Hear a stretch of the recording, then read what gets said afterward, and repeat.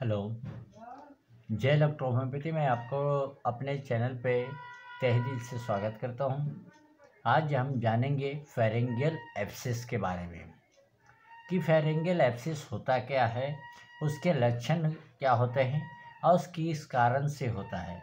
Friends, pharyngeal जो abscess होता है जो यहाँ पर होता है और इसको पेरिटोनियल एब्सेस भी बोलते हैं, क्विंसी बोलते हैं। और वहाँ पर पस यानी मवाद भी जमा हो जाता है और टिश्यू में और आसपास जाके एक गले के भी आसपास में पहुँच जाता है, थ्रोट तक, गले तक।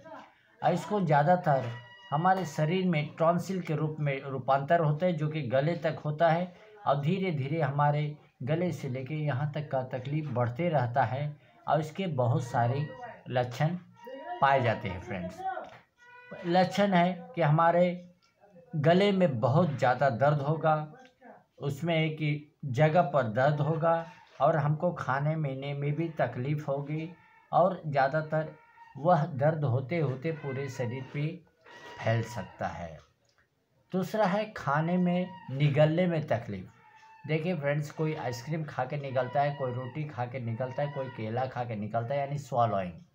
अगर निगलने में भी तकलीफ़ होता है और वो भी एक प्रकार का लक्षण पाया गया है और यह पूरा खाने और पीने तक में भी बहुत हमारे गले में तकलीफ़ होती है। उसके बाद में हमारे आवाज़, जो हम वॉइस जो बोलते हैं, इसमें चेंजेस होता है क्योंकि यहाँ पर जख्म हो जाती है और स्वेलिंग यानी सूजन हो जाती है। उसके कारण भी हमारी आवाज़ बदल जाती है और आवाज़ से भी हमें पता चलता है कि इसको गले में तकलीफ़ है। फिर बाद में तापमान हमारे बढ़ जाते हैं, यानी ज्वर बढ़ जाता है, यानी फीवर बढ़ जाता है। यह एक नॉर्मल चीज़ माना गया है कि फेरिंजियल एब्सेस हो गया तो नॉर्मली लोकल के कारण हमारे टेम्परेचर बढ़ जाता है, क्योंकि बुखार इलेक्ट्रोहोम्योपैथी बुखार को कोई बीमारी नहीं माना जाता। बुखार एक प्रकार का इन्फेक्शन है। हमें यह शो कर देता है कि हमारे कोई भी बॉडी में इन्फेक्शन घुस गया है, उसका इंडिकेशन फीवर के माध्यम से हमें पता चलती है। उसके बाद में हमारे पास आता है स्वेलिंग। वह भाग में स्वेलिंग हो जाता है, सूजन हो जाती है। हमें पता चलता है कि गले में सूजन हो गए, सूजन दिखाई भी देता है। अगर हम शीशे लगा के देखेंगे तो सूजन दिखाई भी देगा और निकल में तकलीफ होता है तो लगता है कि सूजन है, और शीशे में मुंह खोल के भी देखेंगे तो अंदर सूजन पाए जाते हैं। उसके बाद में लाल टाइप आता है और गर्म जैसा महसूस करता है। यह हमारे जख्म फेरिंक्स में आसपास दिखाई देते हैं। अब बहुत तकलीफ़ होते हैं। उसके बाद में निगलने में अगर अपना सलाइवा बोलेगा, लार, जो हमारे डाइजेस्टिव सिस्टम को मजबूत करता है, हमारे खाने पीने को डाइजेस्ट करता है, वो सलाइवा यानी सलाइवरी सिस्टम से सलाइवा जो ग्रोथ होता है उसमें भी निकलने में तकलीफ़ करता है। वो ज़्यादातर बच्चे में यह माना जाता है। फिर बाद में बदबू, हमारे मुंह से बदबू भी बास आती है, जिसको कि यह साबित होता है कि हमारे मुंह में कहीं ना कहीं पस है और बैक्टीरिया फैलता है। जहाँ रहता है बैक्टीरिया वहीं पर इन्फेक्शन बहुत तेज़ी में फैलता है। फ्रेंड्स, और हमारे पास है, हमारे मुंह भी ज़्यादा नहीं खुलते हैं क्योंकि गले में तकलीफ़ होता है, तो बोलने में, चालने में, निगलने में, खाने में बहुत सारी तकलीफ़ें आती हैं, तो हमारा मुंह खोलने में भी बहुत तकलीफ़ होता है और तकलीफ़ के कारण हम बहुत परेशान रहते हैं। और हमें शरीर में ऐसा महसूस होता है कि हम एकदम कमज़ोर हैं, आलसी हैं और शरीर को इतना होता है कि वो इन्फेक्शन से लड़ाई नहीं लड़ सकता। हमारे शरीर इस तरह इन्फेक्टेड हो जाते हैं ताकि इन्फेक्शन से हम लड़ नहीं सकते।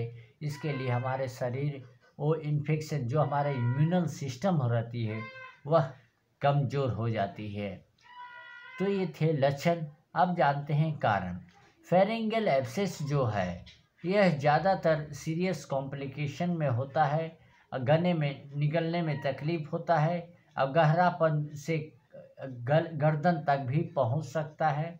अगर ट्रीटमेंट सही तरह से नहीं किया गया, सही समय पे नहीं लिया गया, तो थ्रोट कैंसर या फेरिंजियल कैंसर के रूप में, फेरेंजियल कैंसर के रूप में परिवर्तित हो सकता है, यानी पस का रूप कैंसर के रूप में पहुंच गया है तो हमें गले का ऑपरेशन करना पड़ सकता है। इससे आगे आने वाली समस्या बहुत गंभीर हो सकती है।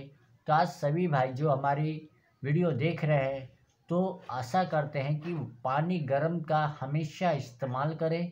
जब भी गले में इन्फेक्शन हो, कुछ बदबूदार हो, तो पानी गर्म ही पिएं और पानी गर्म का गरारा ज़रूर करें।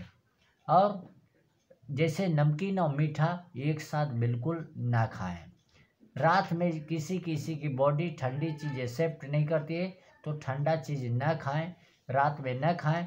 ठंडा चीज़ खाने पे भी गला पकड़ सकता है। यह बहुत ज़्यादा सबका टेम्परामेंट अलग अलग रहता है, वो प्रकृति अलग अलग रहता है, उस हिसाब से आता है। अभी मैं तो रात में ठंडा भी खाऊं तो मुझे कुछ उतना फ़र्क नहीं पड़ता, लेकिन बहुत सारे लोग 7 बजे के बाद में केला भी खा लिए, मौसम्बी भी खाएंगे, उनका गला पकड़ लेता है और वह धीरे धीरे एब्सेस का दूर या बैक्टीरिया इन्फेक्शन रहेगा तो गले का रूप हो सकता है और आगे जाके तकलीफ़ बढ़ सकता है। यह चीज़ को हमने आज जाना फेरिंजियल एब्सेस, और इसको सुधारने के लिए हम इलेक्ट्रो होम्योपैथी के कुछ मेडिसिन बताएंगे। बाकी आप लोगों को अपना दिमाग डेवलप करना है कि ग्रीन इलेक्ट्रिसिटी और कैंसरोसो नंबर 13 ये दोनों को मिला के हमें गरारा करनी है। इसमें वर 1 भी मिक्स कर सकते हो, या वर 1 या वर 2। वर 1 जहाँ पर वर्क ना हो वहाँ वर 2, क्योंकि वर 2 में जो है साइनस स्पाइजेला है, ये एकदम बैक्टीरिया को एकदम डीपली जाके उसको बाहर निकालता है। तो हमने अब वर 2 का भी इस्तेमाल गरारा करें। अब बाकी C13 का भी आप डाइल्यूशन 3rd में या हायर में ले सकते हैं, और S1 को खाने के पहले लें, S10 को खाने के बाद लें, लेकिन कम से कम आधे घंटे के बाद लें। लेकिन इसके साथ में C13, P3, P2 जैसे एज वाले रहें, लेडीज़ है, बच्चे हैं, बुजुर्ग है, उस तरह आप मेडिसिन इस्तेमाल कर सकते हैं। जैसे ट्यूबरक्लोसिस, गले का ट्यूबरक्लोसिस यानी टीबी के पेशेंट हो तो आप P2 का इस्तेमाल कर सकते हैं। बच्चे या लेडीज़ हो तो P3 आप ले सकते हैं, और बुजुर्ग हो मतलब 40 साल के ऊपर हो या 50 के ऊपर हो तो P4 का इस्तेमाल कर सकते हैं। तो आज हमने जाना फेरिंजियल एब्सेस के बारे में। अब हम मिलेंगे नेक्स्ट वीडियो में नए टॉपिक के साथ में। फिर मेरा चैनल को आप सब्सक्राइब करें, बेल की आइकन दबाना न भूलें, ताकि आने वाला वीडियो आप तक आसानी से पहुंच सके और मेरी वाणी आप तक पहुंच सके, और इलेक्ट्रो होम्योपैथी की वाणी आप तक पहुंच सके, इलेक्ट्रो होम्योपैथी के सिद्धांत आप तक पहुंच सके, और इलेक्ट्रो होम्योपैथी जन जन तक पहुंच सके। अपनी वाणी को विराम देता हूं। जय हिंद, जय इलेक्ट्रो होम्योपैथी।